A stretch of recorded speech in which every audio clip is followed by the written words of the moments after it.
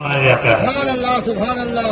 وہ جو ہے کیسے ٹکتا پیغمبر کے سامنے کچھ حیثیت نہ تھی جو انور کے سامنے، بے شک بے شک. اور آتا ہے ہر پرندہ بڑے احترام سے دربار مصطفیٰ کے کبوتر کے سامنے، آتا ہے ہر پرندہ بڑے احترام سے دربار مصطفیٰ میں کبوتر کے سامنے.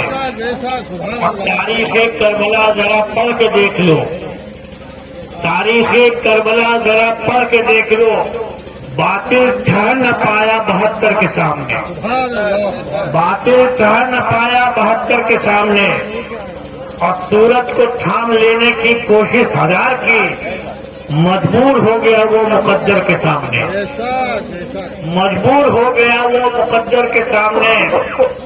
اور دولت نہ تاج و تخت کی ہرگز طلب رہی، دولت نہ تاج و تخت کی ہرگز طلب رہی، اسلام تھا حسین کے لشکر کے سامنے، اسلام تھا حسین کے لشکر کے سامنے.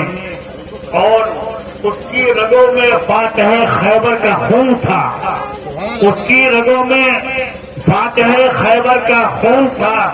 جھکتا حسین کیسے ستمگر کے سامنے، بے شک جھکتا حسین کیسے ستمگر کے سامنے، سبحان اللہ. جھکتا حسین کیسے ستمگر کے سامنے. اعمال کے چراغ کو روشن کرو رئیس، جانا اگر ہے ساکیے کوثر کے سامنے. سبحان اللہ سبحان اللہ. آئیے حضرات، ہمارے آپ کے بیچ میں ترنم سے ابھی تک لگاتار سن رہے تھے، اور آپ کے بیان میں جن کو بڑی محبت سے سنا جاتا ہے.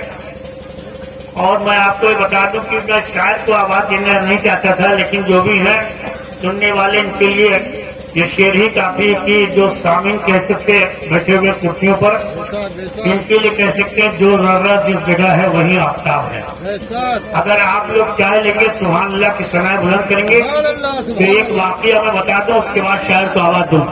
جب آپ شہر جاتے ہوں گے تو اوور برج کے نیچے حافظ حیرت شاہ کا آستانہ ہے. سپر سلاد آستانے سے پہلے لب سڑک حضرت حافظ حیرت شاہ کا آستانہ ہے، مدرسہ فیض العلوم کے بغل میں. کورس کا پروگرام تھا، نعتیہ مشاعرہ ہو رہا تھا، اس کی ندامت میں کر رہا تھا. 4 شاعر اور 4 سامعین. کتنے لوگ تھے؟ 4 سامعین. 4 شاعر اور 4 سامعین. کرسیاں 25، 4 سننے والے 4 سنانے والے. بے شک لیکن اس محفل کی کرامت آپ کو بتا دوں، یہاں بھی میں محسوس کر رہا ہوں کہ جو صاحب مدار اس وقت آرام فرما ہے وہ اکیلے نہیں سن رہے ہیں، بلکہ ان کے ساتھ کے جتنے لوگ ہیں، ان کے خاندان کے جتنے لوگ ہیں، حق ہے. وہ سب کے سب ان کی روحانی شرکت ہے بے شک اور فرشتوں کی روحانی شرکت ہے. حافظ حیرت شاہ کے آستانے پر 4 لوگ سن رہے تھے، 4 لوگ سنا رہے تھے. ایک کو جب میں نے کھڑا کیا تو یہ لگا کہ روحانی کیفیت خوشبو چاروں طرف سے آنے لگی، سبحان اللہ. اور اس خوشبو سے سارے کے سارے لوگ بالکل مہکنے لگے، اور آواز ایسی نکل رہی تھی لگ رہا تھا کہ ہم بول رہے ہیں کہیں سے آواز لگاتار آ رہی ہے. اتنا کامیاب مشاعرہ ہوا تھا. آج تک ایسا مشاعرہ میں نے 50,000 کی بھیڑ کی نظامت کی ہے، لیکن ایسا مشاعرہ ہمارے حصے میں دوبارہ نہیں آیا جس میں بزرگوں کی فرشتوں کی شمولیت بظاہر نظر آ رہی.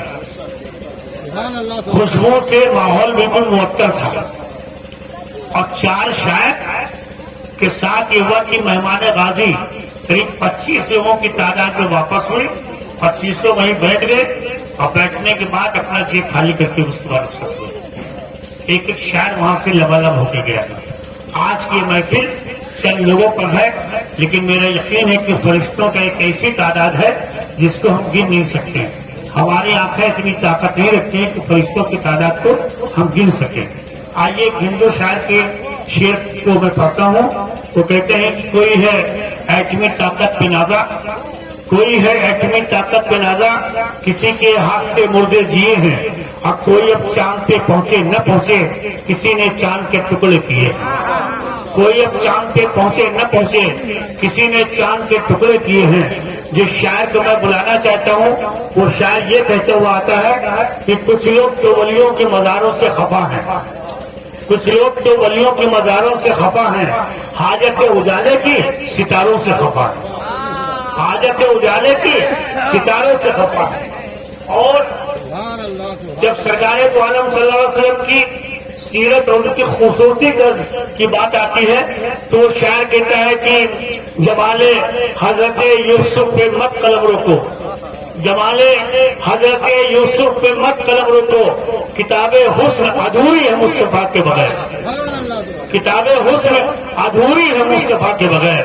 اس شاعر کو میں آواز دینا چاہتا ہوں جو تمام بڑے خانقاہوں کا مقبول اور محبوب شاعر ہے آپ کے دیار میں، ارشاد بھائی کی محبت سے وہ آپ کے بیچ میں ہے۔